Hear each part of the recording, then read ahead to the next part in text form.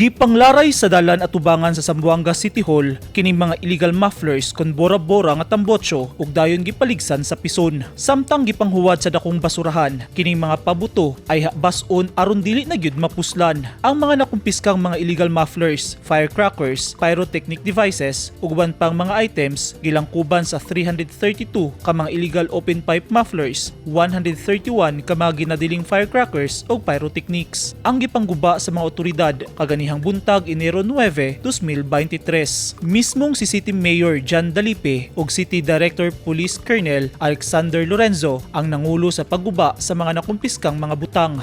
Kini subay sa programa sa administrasyon ni Dalipe nga dunay full support sa City Administrator ug Zamboanga City Police Office nga masiguro ang kaayuhan sa publiko ug luwas ang komunidad. Walay hunong ang kampanya sa LGU batok illegal nga butang subay sa pagpaningkamot nga maimplementa ang mga ordinansa sa syudad ug uban pang regulasyon ug sa pagsilsil sa disiplina sa mga lungsuranon.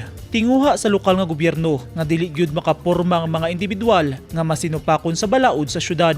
Gilauman sab sa LGU ang kooperasyon sa tanan. Eugene Hinutan, Newsline Philippines. Stay safe